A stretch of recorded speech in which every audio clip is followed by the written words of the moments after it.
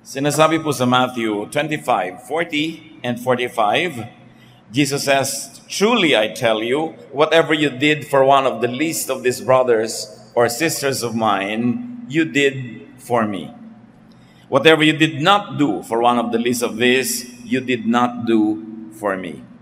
Ang Panginoon po ay nagpapahiwatig na magaganap sa paghuhukom ng Diyos sa mga tao at sinabi niya na darating ang panahon na sasabihin ng Diyos sa lahat ng tao kung ano ang ginawa mo para sa iba, dito sa aking mga anak na ito, sa aking mga kapatid, sa aking mga lingkod, ay ituturing kong ginawa mo sa akin.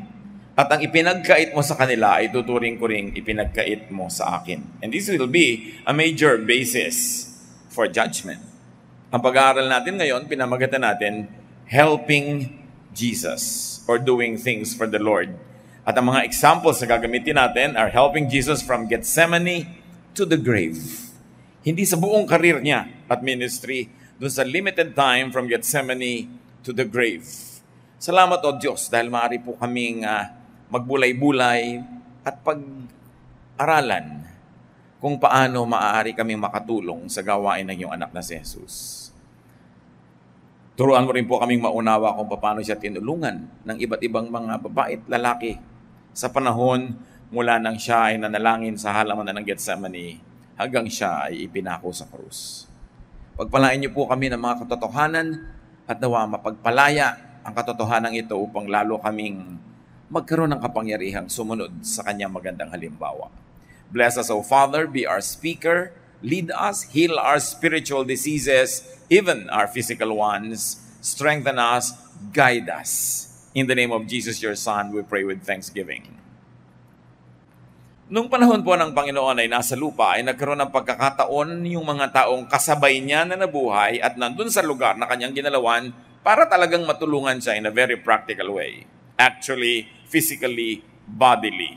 Matatawag nating mapalad sila dahil nagkaroon sila ng ganong pagkakataon at kakayanan. Jesus is now in heaven. Paano tayo makakatulong sa Kanya? Salamat na lang, His body is still on earth. Colossians 1:18, He is the head of His body, which is the church. In spite of the imperfection of the men and women in the church, in spite of all the errors, the mistakes, sometimes even the glaring errors within the church is the only institution made up of human beings but headed by Jesus, the Son of God. And that's when the church becomes very mystical, that the church is more than the sum of its parts. Kung mayroong 100 taong miyembro ang church, hindi lang katumbas yung church ng 100 tao. Because when 2 or 3 are gathered in the Lord's name, He is there as the head of that gathering, in spite of the imperfections. Kaya meron pong mystical value, very mysterious, mahiwaga na halaga yung fellowship. Kaya ang sabi sa church, huwag pababayaan ang pagtitipon-tipon. Kahit kung minsan hindi lahat ng gusto mo nangyayari, hindi lahat nangyayari kasing ganda ng ibig mo, pero yun pa rin, kaisa-isa, yung church na body of the Lord Jesus, of which He is the head. Because of that, people at all times and in all places have the same opportunity and the same challenge to be helpful because Jesus is still present through the church. Now, the closest way to serve Jesus is to serve His body, the church. Helping Jesus now is done by helping the church, by helping in the church, and helping other people that the Lord considers to be His people, especially the brethren, the servants, and the workers in the church. Marami tayong ginagawa. May tulong tayo sa kapwa, meron tayong ginagawa para sa environment, meron tayong paglilingkod sa bayan, meron tayong paglilingkod sa iba-ibang causes, pero iba yung paglilingkod sa church dahil yung church ang body ng Panginoong Jesus. Hindi ibig sabihin na doon na lang tayo maglilingkod dahil lahat na magagandang gawa naman ay gusto ng Panginoon at may gantimpala rin. Pero iba ang ibinilin sa atin na pag-aalaga sa church. Kaya dapat mahalin. At ang tanong, do we help Jesus in the context of the church? Do we help Jesus this way that He likes. Balikan natin yung mga aktual na tumulong sa physical life and ministry of Jesus. Nung siya inaaresto sa halamanan, Peter drew his sword. Armado pala itong si Pedro. Inilabas niya ang kanyang sandata, John 18:10. Simon Peter had brought along a sword.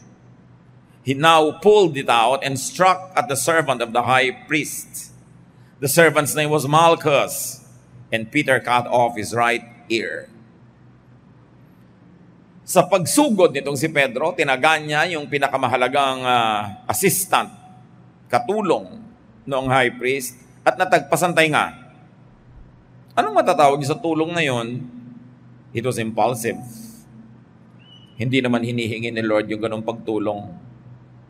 Jesus had to heal the wounded man. And according to other sources, Jesus had to stop the bleeding and Jesus had to heal the man. So tumulong kunwari, pero kailangan pang i-repair yung ginawa niya. So ang tanong, do we help Jesus? Do we help the church this way? Tutulong ka nga, pero hindi naman pala yung tulong na hinihingi ng Panginoon, so nakakasama pa kumisan. Akala mo tulong, hindi pala. Kailangan pa ng damage control. Kung sobra tayo halimbawang makapanakit ng kalooban ng hindi natin kapwa mananalig, kung sobra tayong mapagmataas sa ating doktrina, sobra tayong mapagmalaki, at hinuhusgahan natin yung iba, hindi ba ganun din yun? Kailangan na naman ng damage control pagkatapos. Matapos tayong may masaktan ng damdamin, mailayo ang loob sa church, sa Bible, at sa Lord, may kailangan pang humimok sa tao na yon na magpatawad at bigyan uli ng chance na makinig ang kanyang sarili dahil na-turn off sa atin. Maraming ginagawa ang mga Kristiyano ngayon, parang gawa ni Peter, akala nila nakakatuwa kay Lord pero hindi pala. Nakakasira pala sa church. At kailangan pang repairin, paghimalaan yung taong nasaktan dahil hindi naman kailangan.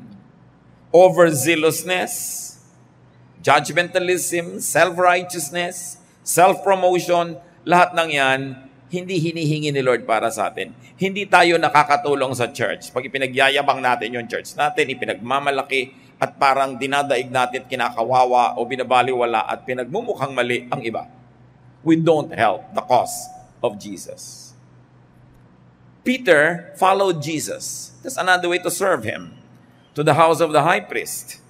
Matthew 26:57-58, matapos dakpin ng Panginoon, dinala sa bahay ng high priest. After Jesus had been arrested, He was led off to the house of Caiaphas, the high priest. But Peter followed along at a distance and came to the courtyard of the high priest's palace. He went in and sat down with the guards to see what was going to happen. Habang nagpulasan ng lahat, iniwan ng Panginoong Yesus, may isa namang sumunod-sunod, bagamat sa malayo. Pero hindi naman siya sumunod ng lubos. Hindi na siya pumasok sa loob dahil natatakot din siyang mapahamak. He followed only to be overcome by fear later, and then later on to deny Jesus. Huwag naman sana, but does anyone follow Jesus this way? Magsisimulang sumunod kunwari, but when the going gets tough, begins to deny any relationship with the Lord. Pag magmumukha na may disadvantage o baka mapahamak, malagay sa gipit, itatatwa na ang Panginoon. Isang uri ng paglilingkod na yes, maganda sa simula, hindi lang tinuloy at binuo. At ang naging ending pa ni Peter ay lubha siyang nalungkot, umiyak siya dahil na-realize naman niya. Itinatuwa niya pala, matapos na sumunod pa raw siya kunwari. So kung sumunod na ng buo, sabi ni Lord, count the cost before you begin building a tower. May cost lahat ang bagay. Ang pagsunod sa isang politiko, ang pagsunod sa isang artista, ang pagsunod sa isang sportsman, ang pagsunod kay Jesus. Pero alam naman natin na karapat-dapat siyang sundan. At nahirapan man ang Panginoon sa pinuntahan niya sa house ni Caiaphas, sa crucifixion, sa Golgotha, ginawa naman niya yung para sa atin. Mano ba namang samahan natin siya? Ginawa naman niya yung para sa atin at hindi para sa kanyang sarili. Isa pang tumulong, nagsikap tumulong sa Panginoon si Pilate. Pilate tried to set Jesus free. John 18:38, Pilate went back and said, I don't find this man guilty of anything. And since I usually set a prisoner free for you at the Passover, would you like me to set free the king of the Jews? Sinikap ni Pilate dahil alam niya hindi naman masamang tao yung si Jesus. Hindi naman totoo yung mga paratang. Sinikap niyang tulungan na huwag mapako. And then Pilate's wife also helped by sending him a note. Habang naglilitis, nagpadala ng sulat itong babae, Matthew 27:19. While Pilate was judging the case, his wife sent him a message. It said, "Don't have anything to do with that innocent man. I have had nightmares because of him." In Luke 23:13-17, Pilate called together the chief priests, the leaders, and the people. He told them, "This man doesn't deserve to be put to death. I will just have him beaten with a whip and set free." Tumulong si Pilate dahil alam niyang hindi guilty si Jesus. Pero sabi niya, ipapapalo ko, ipapahugupit ko, papasaktan ko, tapos palalayain ko na rin. In other words, Pilate knew that Jesus was innocent, but still had him beaten. Anong uri ng pagtulong yun? Kasi, hindi lubos na lubos. Pilate was thinking of doing the right thing to set Jesus free, and at the same time, to save himself from the political trouble that might happen if the people had a riot. So sabi niya, para medyo masyahan kayo, total gusto niyang masaktan siya, sasaktan ko na lang, pero huwag natin patayin. Pero alam niya naman na hindi rin yung naganap. How do we allow those who do not deserve to be hurt to be hurt? Halimbawa, meron tayong isang kapatid, alam naman natin, hindi naman siya masama o hindi siya ganun kasama, pinag-uusapan ng iba. Do you allow that to happen? Or do you make a firm stand and say, don't talk like that about our teacher or about our leader or about our director or about our pastor or about our brother or sister? O hinahayaan na rin natin yung mga taong masyahan sa kanilang mga chismis. Hinahayaan na rin natin masyahan sila sa pag-express ng mga galit nila, bagamat alam nating hindi tama yun. In other words, sometimes you do a Pilate also. Alam natin na hindi naman deserve na masaktan si Jesus, pero sinaktan na rin natin. Alang-alang, para manatili tayong popular doon sa mga taong gustong saktan siya. And don't we sometimes allow many people to hurt, destroy, to talk against other people behind their backs? That's doing a Pilate. Kung minsan, ang pinakamahihirap na mga hidwaan, ang mga pinakamasasakit na mga pangyayari, hindi nangyayari sa mga magkakalaban, kundi sa magkakapatid. Nakita ninyo na ang unang murder sa Bible happened between brothers. Ang mga hidwaan sa unang mga aklat ng Genesis, nung kukunti pa lang ang tao, laging magkapatid ang naglalabanan. Kaya hindi mahirap isipin na hanggang ngayon si Satanas siya ang ginagamit niyang teknik, pinag-aaway-away ang magkakapatid, hindi lang magkakapatid sa laman, kundi magkakapatid sa pananampalataya. Kasi yun ang pagkakapatid na talagang mahalaga sa Panginoon, yung pagkakapatid sa spirito. Higit sa pagkakapatid yun sa dugo. So anong ginagawang pandarayan ni Satanas? Pinag-aaway-away, pinagkakagalit ang magkakapatid, so that sometimes the most bitter, the most acrimonious, the most hurting, the most shameful quarrels happen between brothers and sisters in the Lord. Sometimes it happens between or among pastors or between or among congregations na nagsisiraan, kakagagalit.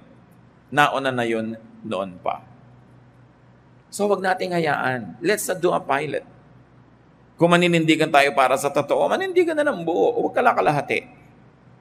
Kung mayroong isang taong hindi dapat pinag-uusapan, hinuhusgahan, kinakawawa, habang nakatalikod, manindigan tayo para sa taong yon, at huwag tayong lagi ng parang kakandidato na gusto natin maging popular.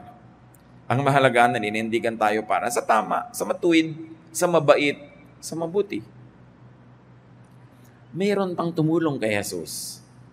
Of all people, yung mga sundalo, na binigyan ng assignment na siya isamahan hanggang Golgotha, at tiyaking mamamatay siya doon. Ipako siya. Soldiers made Simon from Cyrene carry the cross. Luke 32:26, as Jesus was being led away, some soldiers grabbed hold of a man from Cyrene named Simon. He was coming in from the fields, but they put the cross on him and made him carry it behind Jesus. Matapos bugbugin, saktan, sugatan ng mga kawal si Jesus, alam nila sobrang mahina na. Magdamag ang paglilitis, walang pagkain, walang inumin, sobrang pahirap sa espiritu, sa emosyon, sa katawan. So, nung papasanin na yung krus, inilabas na siya mula doon sa bahay na pinaghatulan at dadalhin na doon sa bundok ng Kalbaryo, at least part of that very difficult walk, may bigla silang isang hinablot na taong walang kamalay-malay, nandun lang, galing sa pagtatrabaho sa bukid, at sa kanya ipinabuhat yung krus.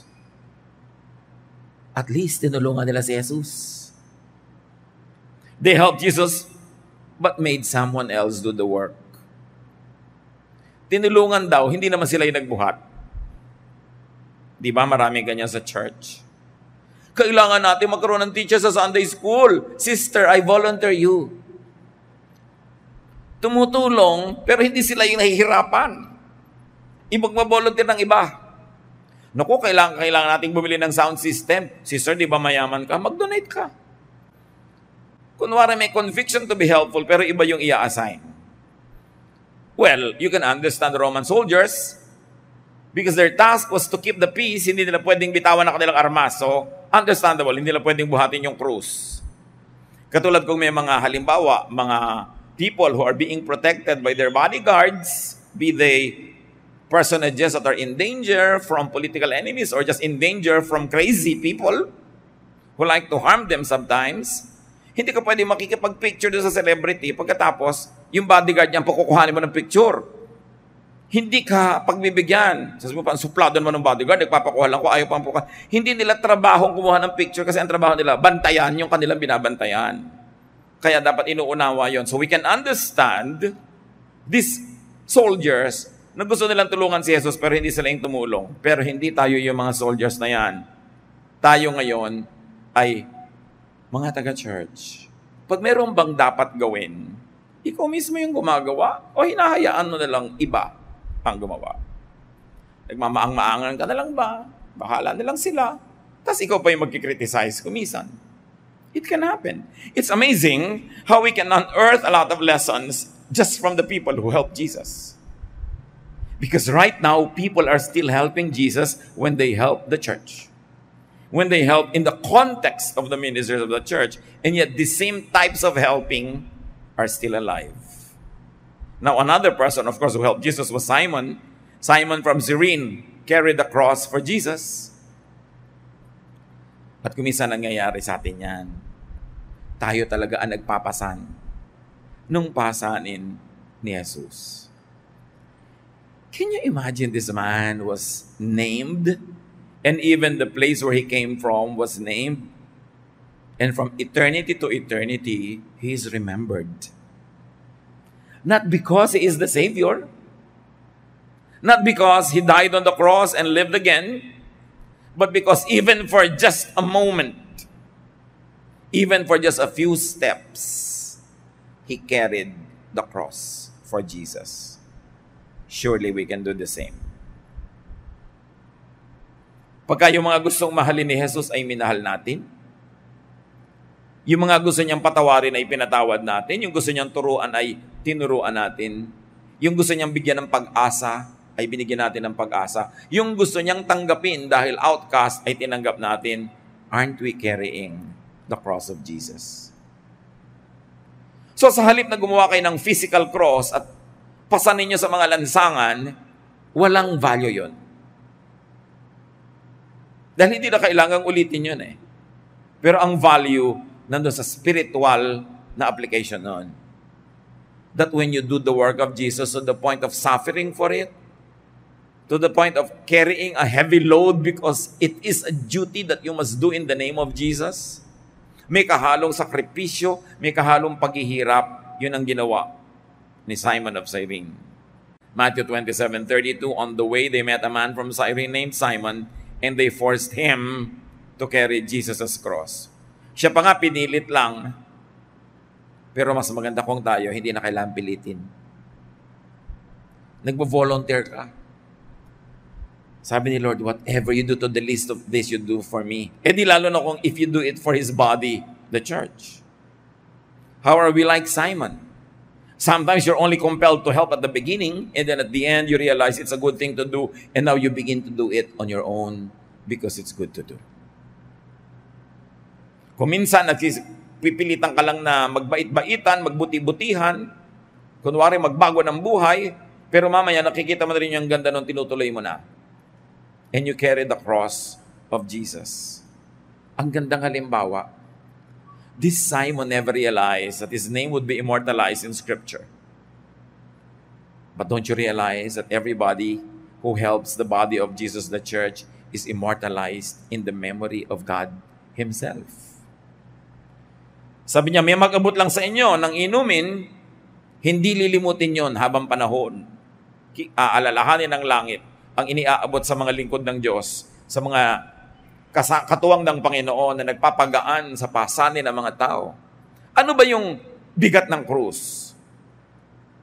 Yan ang pasanin ng mga tao, guilt. So when you help somebody overcome guilt by teaching them about the salvation and the forgiveness of Jesus, you actually carry their cross for them. Ang mga pabigat sa buhay ng tao, mga fear. So pag tinuruan mo sila ng buong linaw, nagtiwala sila sa Diyos at nawala o kaya yung malaki ang natanggal sa kanilang mga fears, sa kanilang mga phobia, sa kanilang mga kung ano-anong imahinasyong nagpapahirap ng guni-guni, you actually carry the cross for that person. Shame. When people are so ashamed of their past, so ashamed of themselves, and you make them realize the acceptance that Jesus has prepared for them. And their shame is covered by the blood of Jesus, and they get dressed by the righteousness of God, you actually carry the cross.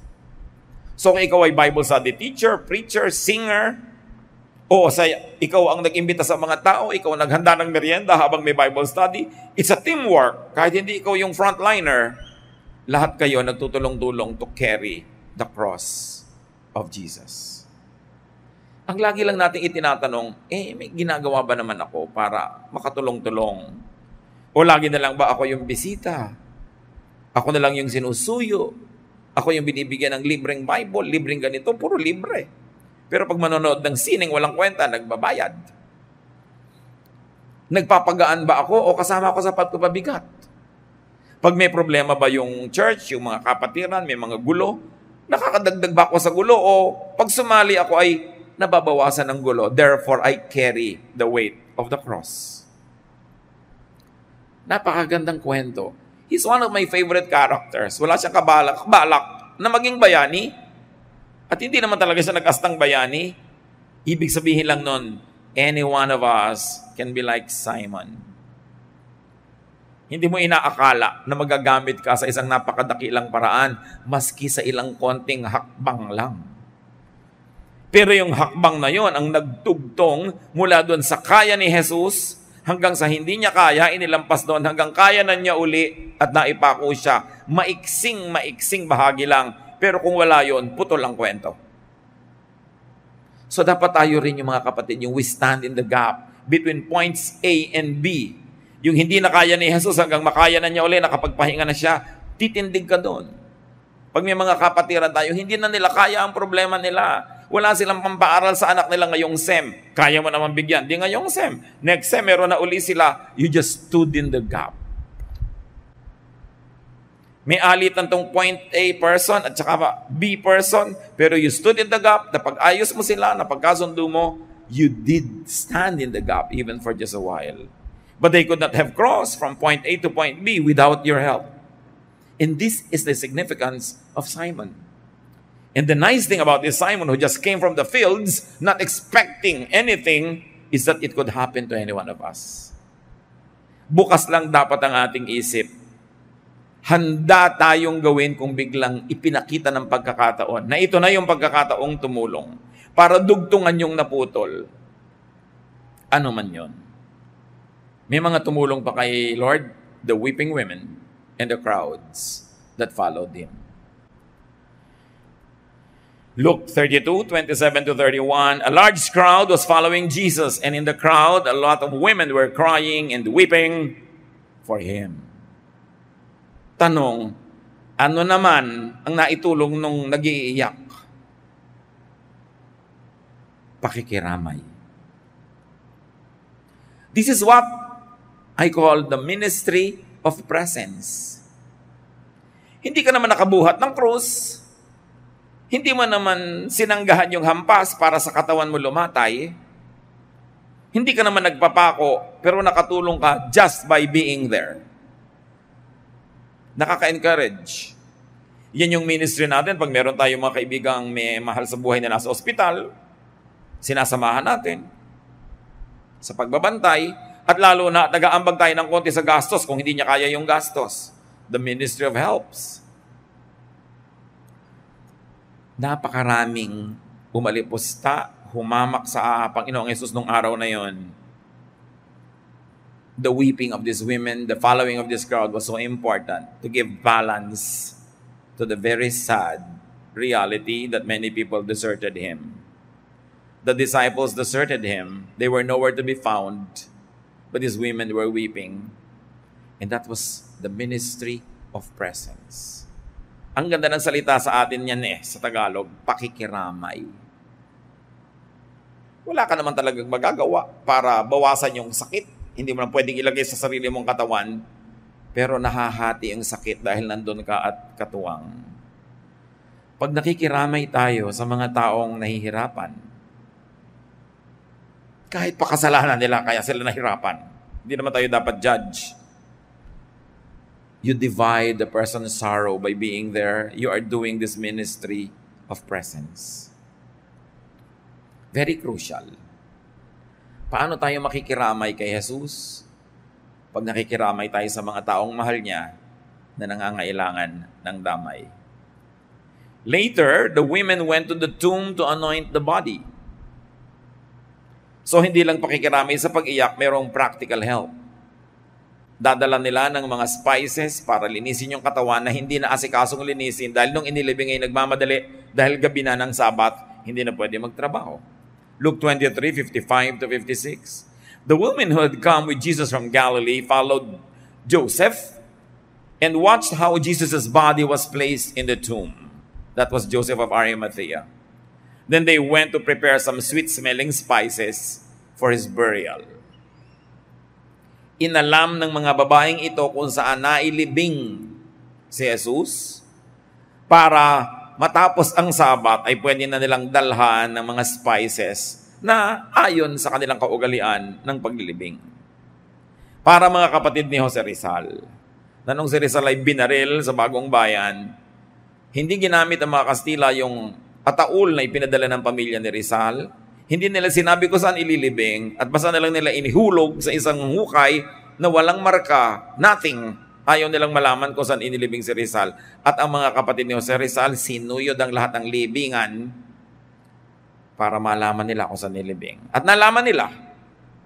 Kaya nung nanalo ang ating himagsikan laban sa mga Kastila, kaya lang sa kaswayang palad, dumating ang mga Amerikano at sinakop naman tayo, nung panahon na yon, hinukay nila yung libingan at nakuha pa nila yung ilang bungo at ilang mga bahagi ng kalansay na siya namang inilagay ngayon sa ilalim ng monumento sa Luneta.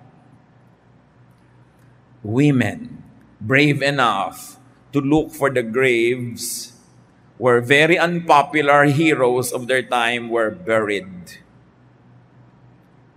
Matitibay ang mga loob, maganda ang mga ministry ng kababaihan. Akala natin lagi na lang silang iyakin, lagi na lang mahina ang loob. Kung tutuusin, sa Biblia makikita mong pinakamatitibay ang mga loob para mga Pilipina. May ministry ang women, lalong-lalo kung titigilan ng ministry of chismis. At mag-concentrate sa ministry of presence, ministry of help, ministry of bravery. Dapat din i-redeem, bawiin yung negative impression about women na pinauso ng marami na mahilig magchismisan, magkagulo, etc., etc. Not these biblical women. They meant to really follow Jesus. At ang lakas nila, ginamit nila sa tama, sa constructive. Ang tatapang nga nila. Sino na naman ang kauna-unahang mga tao doon sa libingan ni Jesus noong kinaumagahan ng linggo na tapos na ang Sabat? Madilim pa? Yung mga babaeng ito. At pinoproblema nila, papunta nila sa nila, sino kaya sa atin ang magtutulong para yung batong pangtakip sa bunga nga ng kuweba ay matanggal? Dahil ang bigat-bigat noon, kahit 3 malalaking lalaki, hirap. Pero nagpunta pa rin sila, hindi nila hinayaan na yung problemang yon ay pumigil sa kanila sa pagpunta. They walked in faith, and sure enough, when they got there, the grave was already opened. It was opened by an angel. So walk in faith. Do what you can. Bring what you can and let God do the rest. Matthew 28, 8-10. The women were frightened and yet very happy as they hurried from the tomb and ran to tell the disciples. Suddenly Jesus met them and greeted them. They went near him, held on to his feet, and worshipped him. Then Jesus said, "Don't be afraid. Tell my followers to go to Galilee. They will see me there." Nagulat ang mga babaeng ito na pagdating nila sa libingan, bukas na ang libingan at wala na doon ang katawan at may anghel na nagsabi sa kanila, "Sinong hinahanap nyo? Si Jesus na taga Nazareth? Wala siya rito. Bumangon na siya." Kaya sila'y nagkakandarapang bumalik doon sa mga lalaking wala doon sa libingan nung oras na yon. At sinalubong sila ng Panginoong Yesus at nagpakita sa kanila at nagpakilala. Mga babae ang unang-unang nakaalam na ang Panginoong Yesus ay bumangon mula sa kamatayan. Mga babae ang unang-unang nakakita sa risen Christ. At mga babae ang kauna-unahang sumamba sa risen Christ. Napakagandang ministry. Kitang-kita ang pagpapahalaga ng Panginoong Yesus sa kababaihan, which of course the other disciples and other Christian leaders later tried to control and tried to overcome. Pero kung si Jesus ang pagbabatayan, ang pagpapahalaga niya sa babae at pagbibigay ng ministry, napakalinaw. At alam naman natin kung sino dapat nating pakinggan at sundin, si Jesus. Everyone else in the Bible was just human, but Jesus is divine, the Son of God. And you get the cue from Jesus to give important ministries to women. In fact, the women were the first to serve as messengers of the risen Christ. Sila ang ginamit ng Panginoong Yesus para pasabihan yung mga lalaking disciple na walang kamuang-muang maging nung sandaling yun. Kaya sila ang nagsabi, pagkatapos ngayon may mga nagbabawal sa mga babae maging preacher, maging teacher, samantalang si Jesus mismo, yun ang unang-una niyang inutusan na magturo tungkol sa kanyang pagkabuhay na muli. You've got to differentiate where you get authority. Is it from Jesus, from other human beings, from prophets, from apostles? Iba-ibang authority nun. Of course, the highest authority is the authority of the Lord Jesus Himself. And if you want to understand God, you want to have a clear view of God, look at Jesus, not at other religious leaders. So do we serve like these women?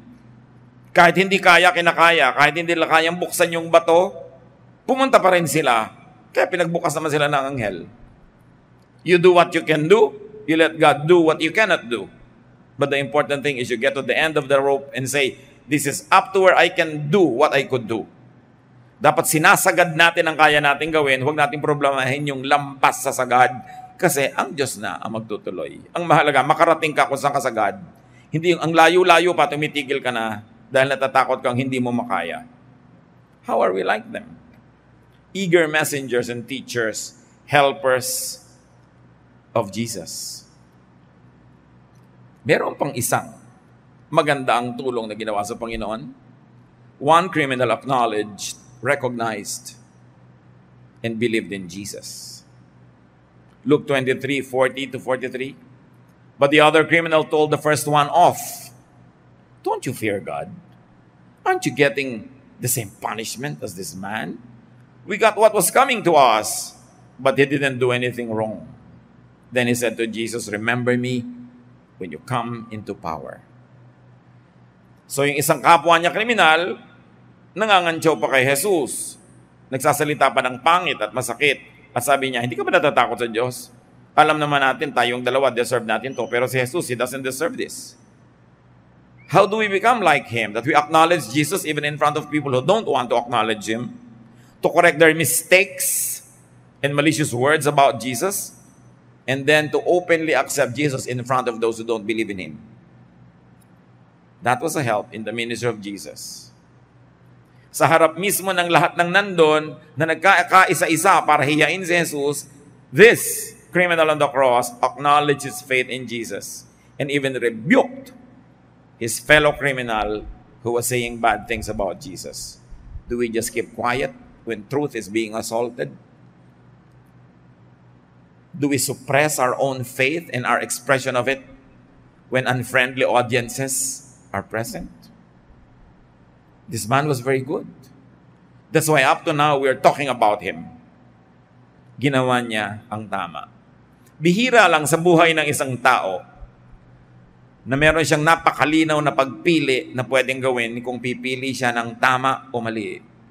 Huwag nating aaksayahin yung ating pagkakataon kung dumating ito.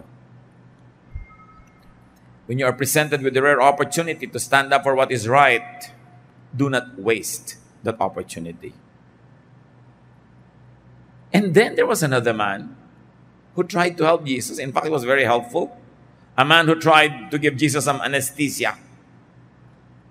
Alam niyo yung mga pinapako, sobrang hirap yan. So bilang charity, gesture of humanitarian concern, may mga mumurahing alak na hinahaluan nila ng mga sari-saring abdo ng hayop, kung ano-ano mga timpla, para pagka pumasok sa iyong bibig na inom mo, mabangag ka, malasing, at nang di mo naman sobrang maramdaman yung sakit. Mark 15:23, there they gave him some wine mixed with a drug to ease the pain, but he refused to drink it. May isang nagmagandang loob, sinikap niyang painumin si Jesus nung alak na may ano-anong timpla para siya malasing at huwag na niyang lubos na maramdaman. Pagkamat tinanggihan ni Jesus, kasi buong puso at buong gising niyang tinanggap ang kaparusahan na para sa ating lahat. Pero it's still a good gesture. This is the ministry of comfort. This man was trying to comfort Jesus. What the disciples never did, this man, anonymous, nameless, faceless, did for Jesus. Gusto niyang bigyan ng ginhawa. Pag may tao bang naghihirap, willing tayong magbigay ng ginhawa. Kaya pagka halimbawa may nababalitaan tayong meron palang cancer, si gano'n nakilala natin o mahal sa buhay ng kilala natin, ang una nating itinatanong, lalo't pagka sinabing terminal case, how is the pain management? Is there enough funds para kung kailangan ng morphine, mag-morphine? Kung kailangan ng pampatulog, para wag nang maramdaman. Kung sakaling hindi maiiwasan, nang babawian ng buhay dahil sa napakatalamak na sakit. Kung sakaling hindi maiiwasan, nang babawian ng buhay si Jesus dahil sa talamak na parusang binibigay sa Kanya, at least bigyan mo ng pampamanhid. This is the ministry of comfort at work. At lagi kong hinihimo ka mga kapatid natin, lalo may mga kakayahan naman, may kakilala ka na may sakit na sobrang nagdurusa sa sakit at walang ikaya sa gastos, mag-donate ka kahit isang shot ng painkiller, isang shot ng morphine kung yan ang sinabi ng doktor na dapat at kailangan. Kahit hindi mo kayang suplayan ng lahat ng araw yon, isa lang, makadugtong ka lang, may isang magbibigay uli, may isa nagkakadugtong-dugtong. Bihira naman sa atin yung kayang tumulong ng buong-buo mula simula hanggang dulo. Pero pwede tayong mag-donate ng konti.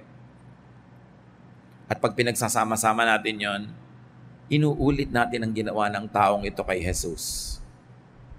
At sabi ni Lord, pag ginawa nyo yan para sa mga kawawang ito, sa aking mga anak, ituturing kong ginawa nyo para sa akin. Well-meaning, although refused by the Lord, because he had another reason to refuse it, not because the help was not good. And then finally, the Lord accepted another drink. When the Lord was about to die already, a man gave a drink to Jesus. And he accepted it. John 19:28-30, Jesus knew that he had now finished his work. And in order to make the scriptures come true, he said, I am thirsty. A jar of cheap wine was there, Someone then soaked a sponge with the wine and held it up to Jesus' mouth on the stem of a hyssop plant. After Jesus drank the wine, he said, "Everything is done." He bowed his head and died. The last person to minister to Jesus before he died was this nameless, faceless man. It was the ministry of comfort that Jesus received before he died. Beautiful to do.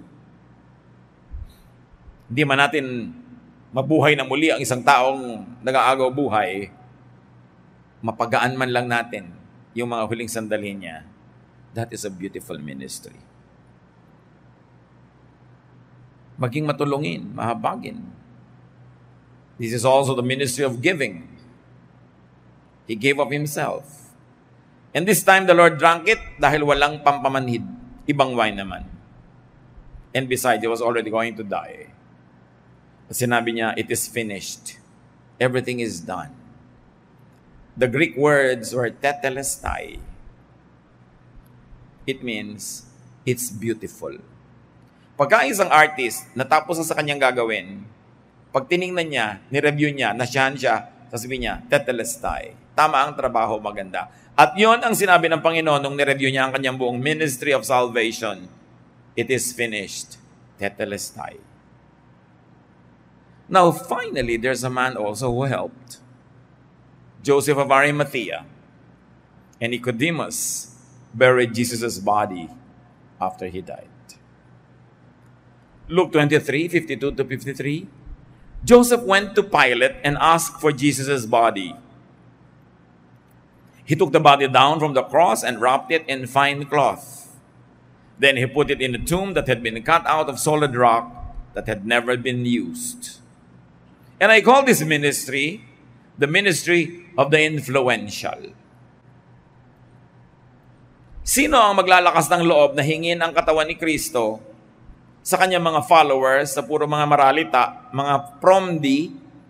They were from Galilee, a province. They were not from Jerusalem. And Jesus was killed in Jerusalem. Wala silang kilala, wala silang contact. Hindi sila papansinin ng gobernador. Joseph of Arimathea was a rich man. He was a ruler of the synagogue. He was a ruler among the Jewish people. So yung mayaman, may kapangyarihan, may contact, may connection, may ministry yan. At ginagamit yung ministry na yan for the sake of Jesus' body. And remember, what is Jesus' body now? The church. Ginamit niya yung kanyang yaman, yung kanyang influensya para hingin yung katawan. A very special ministry. Not everybody can have this. Because not everybody can go to the governor. Not everybody has the connection, the confidence to do that. So yung kung may mga taong, if you think you're above the rest, dahil kayo may distinction, may kapangyarihan, may kakayanan, may connect, gamitin nyo yan for the sake of God's body, the church. As Joseph of Arimathea had so beautifully demonstrated. He interceded for the influenceless followers of Jesus. He became a power broker in a very good way. John 19, 39 to 42. Nicodemus also came with about 75 pounds of spices made from myrrh and aloes. This was the same Nicodemus who had visited Jesus at night. Remember, one of the rulers of the synagogue, a religious leader, who was not officially a Jesus believer, visited Jesus at night, at sa kanya sinabi ni Lord yung, unless a man is born again, he cannot see the kingdom of God. This was the same Nicodemus. So together with Joseph of Arimathea, itong dalawang mayaman, makapangyarihan ng mga believers ni Lord ang kumilos. Ano naman ang ginawa niya? Nagdala siya ng 75 pounds of spices. Can you imagine how much it costs? Ang mahal.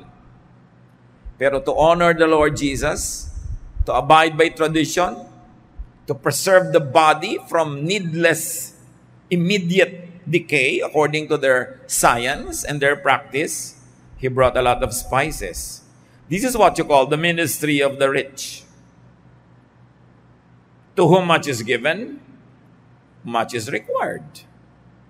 Maraming ibinigay sa si Lord na blessing, di marami ring hinahanap sa'yo. Alam naman magbigay ka ng kasing konti nung maralita, hindi ka naman maralita. Hindi bagay. Meron talagang ang ministry, kaya siya pinayaman, para magbigay siya ng marami. Pero hindi naman dapat yung mga hindi mayaman, mayaman nila magbigay. Lahat kasi may ministry na isa-isa na natin, ano?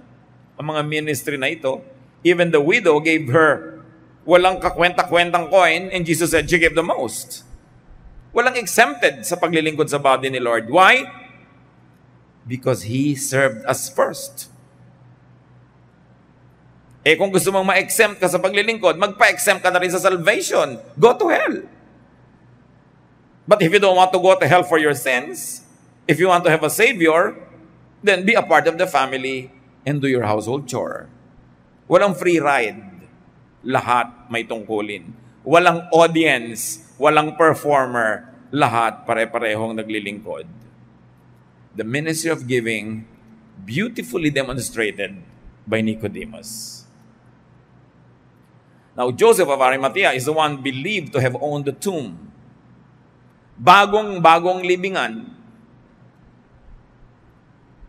ibinigay niya sa Panginoon, wala pang ibang naunang inilibing, doon inilibing si Jesus. Malay ba niya na isosolid sa kanya after 3 days, no? Pero willing siyang ibigay forever yung libingan na yon. Pero willing na willing siyang ibinigay, isinoli din agad. God cannot be any man's debtor. Hindi hinahayaan ng Diyos na may utang siya kahit kanino, kaya pag nagbigay ka, ibabalik din agad sa'yo. At yung ibinigay mo naman, nauna na siyang nagbigay, kaya ka nga may ibibigay. Napakagandang mga kasaysayan.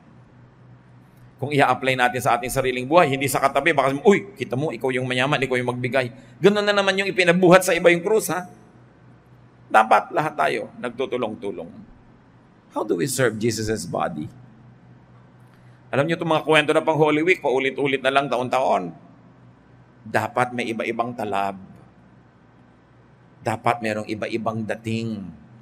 Para habang binibigyan tayo ng Panginoon ng maraming Holy Weeks ng buhay natin, lumalalim ang pananalig, tumitibay ang dibdib, at dumadami ang bunga ng mga magagandang gawa. Serve. Help Jesus by helping His body. Now, dear God, we thank You that You first loved us. Salamat na kahit hindi namin hiniling, Kayo na ang nagkusang kami ay palayain sa pamamagitan ng Iyong anak na si Jesus. And we thank You for this perfect ministry. Salamat na lang, Panginoon, dahil ang Iyong anak na si Jesus kahit bumalik na sa kalangitan, naiwan ang Kanyang katawan, ang iglesia, ang kapatiran. Turuan Niyo kaming igalang yung body na ito. Tulungan Niyo kami, Panginoon, to contribute, to help, so that this body can be at its healthiest best, so that this